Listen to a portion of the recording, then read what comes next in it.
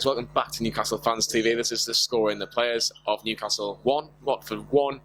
A point for Steve Bruce's side. Let's get into the players. We'll start with Lee. Martin Dubravka made some good saves, especially towards the end. I think it's going to be a high mark. Spot on. Goal went in really early. I don't think much can blame it. It was blocked. Rebound fell to Hughes, put it in. But later on, second half, I remember him a bit more because he saved me a few times. So, yeah, score him an 8 out of 10. Great. Paul, let's talk about the first defender. I'll let you start with Paul Dummett. He was excellent last week. He was steady again this week. Maybe not as high marks, though.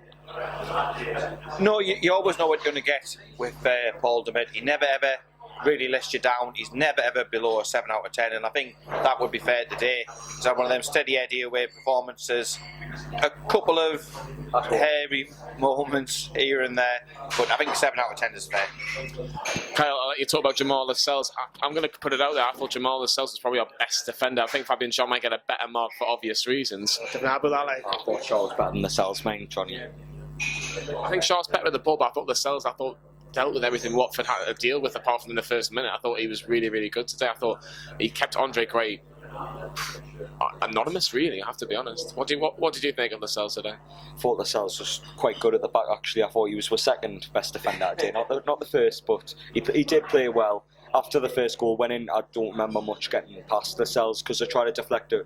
Remember his run? Run down that left wing. They tried the diagonal ball over the top with Andre Gray running across Lascelles, but Lascelles wasn't having it all day. And like you've mentioned, the run that he had on the, I think it was the left-hand side, running forward. It's unlike Lascelles to do that, but it's quite a run. Do it more often.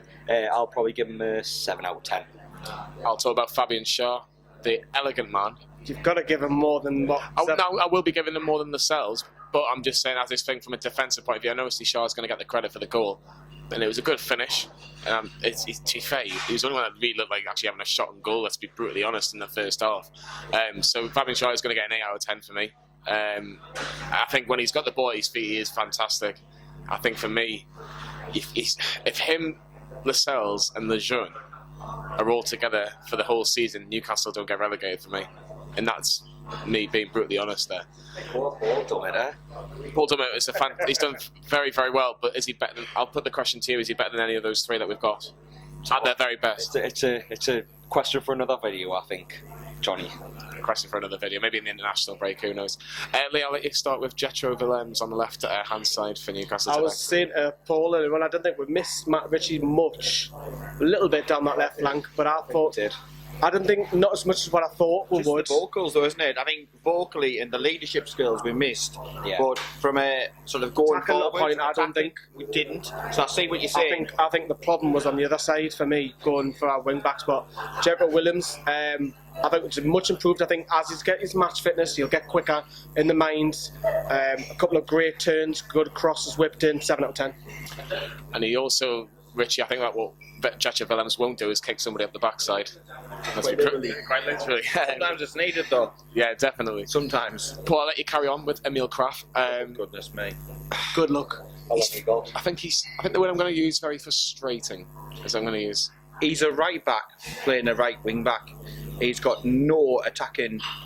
You know, you talk about Paul Dummett, and there was a lot of criticism about Paul Dummett when he was playing that wing back role, and it was similar for Krafth for me. He can't get forward. He's got no bike on him. He's got no second gear. Yeah, he looks absolutely petrified.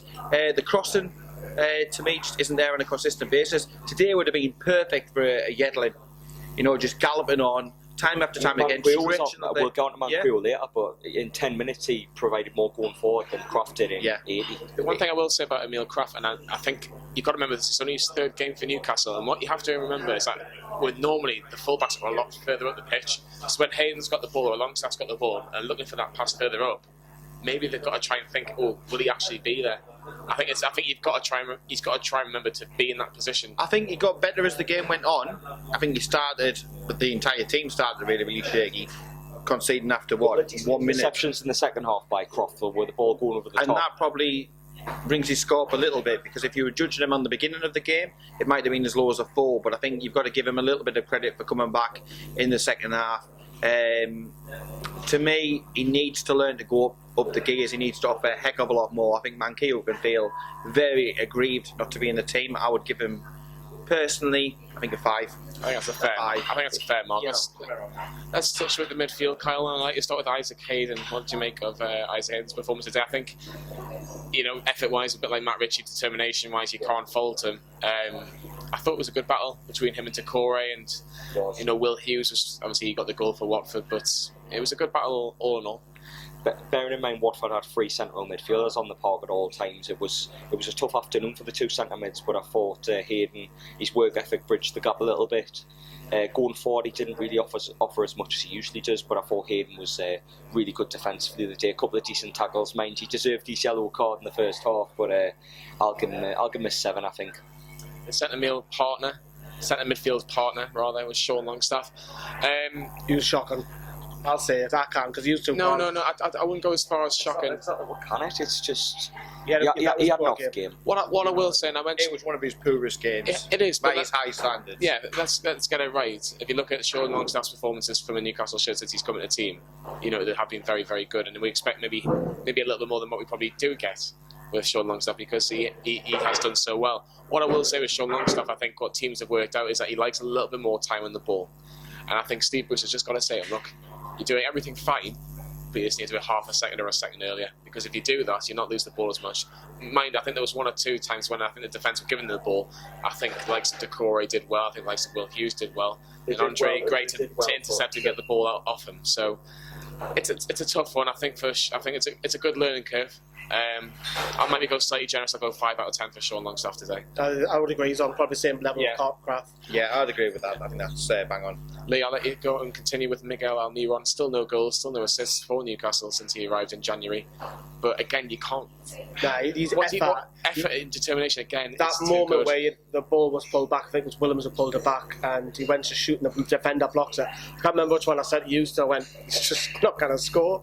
But he wanted the ball, he was demanding the ball, he was picking the ball up, hovering around. He was a bit like a wasp, he was a pest. He's got so much heart, hasn't he? Heart and desire, and he wants to do so well, but he's a bit, like you say, a bit of a Matt Ritchie, South American Matt Ritchie. The hope for the puff is there.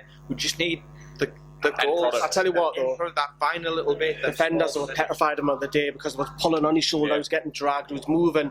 The only thing he needs is an assist or a goal, but overall his effort the day. The way he's playing though, that's what you want. If he's not scoring goals, or setting up goals, he's doing the right things. He's selling in the right positions. He's getting in the box today, he's playing like he's full of confidence.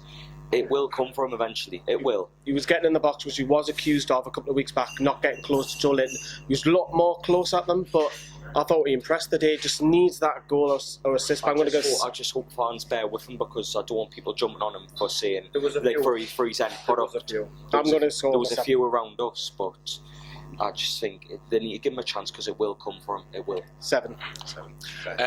Paul Christianatu, for me, is man of the match for Newcastle this afternoon. Do you agree? That's a big statement. Do you agree? He was definitely one of our best performers. He provided an outlet. He was full of running, again full of heart and desire.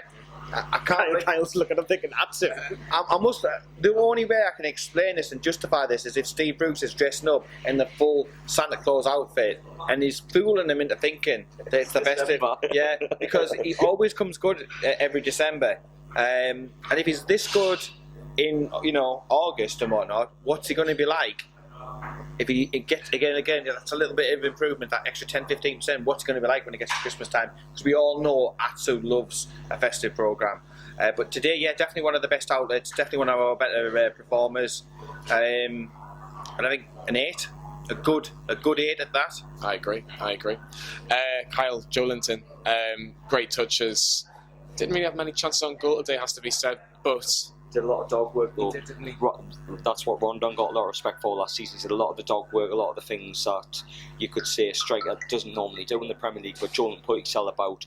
And towards the end of the game, he had this brilliant bit of hold-up play, and then he plays the ball across the defender for Mutu to run for one goal, and Mutu doesn't score, which we'll probably touch on later. But I thought Joe played really well today, and I thought he was unlucky not to get him behind. I think the one flaw with him is he could probably try and test the goalkeeper more in terms of running into the box for a cross. I don't think he does that enough, but other than that, I think there's a lot of potential there with him, and I'll give him 7 out of 10 for today. And the first substitution was Javier Manquillo.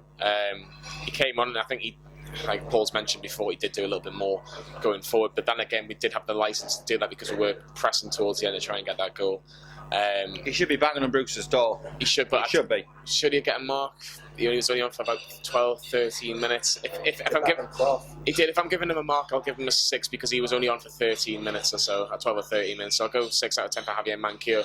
Let's just hope I never thought I'd say that he stays for the summer transfer window, because obviously there has been links that he might have a return to Spain. What a difference a year makes, Man shit over to Axel's another one.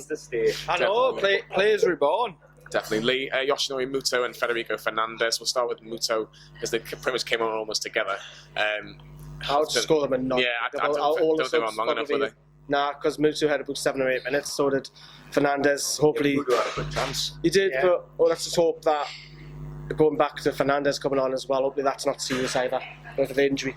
Yeah, so Fabian Shaw, hopefully he's not selected for international duty and gives 2 weeks, and hopefully he's available at Anfield for Liverpool versus Newcastle, which will be the game. Need as many defenders as we can for that one. That'll be 6 in And the your back. bus. And your car, and your van, because believe me, that is going to be a hell of a match. I'm starting to pray now. Let's talk about Steve Bruce. What mark does he get, gents? We'll have an overall discussion on this one. Team-wise, I don't think he had a lot to really choose from because obviously there's a lot of injuries. It's a point on the board. It's an extra point. It's a slight bit of momentum. If you're being critical, some people would say 2 points dropped. Paul, what would you make of that? The thing is, if you'd have said 4 points off Watford and Spurs, you'd have snapped anybody's hand off for that. But I did say after the Spurs game, it's only a good away win if you then follow it up and get that consistency. And that is definitely going to be a team that's around us later on in the season. A slight gripe, I would have maybe made changes earlier. I think he's left them a little bit too late, in the day. But team-wise, I was pleased with the team that he picked. Maybe a little bit surprised about Krafth, but apart from that, I think he picked a very decent team, a team that should have been able to win the game today. Was there any argument that maybe Steve Bruce should have maybe brought on John Joe Shelby on for Sean Longstaff a little bit if there was no injuries today? Yeah, because Longstaff didn't have his best of games, as I've said. But, there's creativity. We didn't have much of it. We only had Mutu and we had Shelby on the bench. But that's probably one that you want to pick up. But overall, 4 points for 4 games. It's an average start. On a point a game. It's better than I expected. Probably. So I would probably score Bruce on what Paul just said there. It's probably 6. That was what I was probably an average score today. Could have done a little bit more to push it. Be a bit more braver. Go for the 3 points. Another day though, we'll get 3 points with the chances we had. We'll miss some. Then again, we might have came with 0 for all them chances Watford had in the second half later on. So 6. I think 6 for me. I think you look at maybe the chances towards the end. I think maybe 6 is probably a fair result for Steve Bruce as well. 6 out of 10. Get your ratings in below. What did you give Steve Bruce? Did you think he should have brought on maybe John Joe Shelby on? Do you think he should have brought on Yoshinori Muto on a bit earlier? Got the goal against Leicester this week. Like and subscribe to Newcastle Fans TV. We're less than 150 away from 20,000 subscribers on YouTube. Your aim, wasn't it? It was my aim. So we've still got about 5.5 months, 6 months nearly. Be kind in the comments. Be kind in the comments. Not to him. not to Paul. Especially me. The man in the van has spoken. Thank you very much. We'll see you.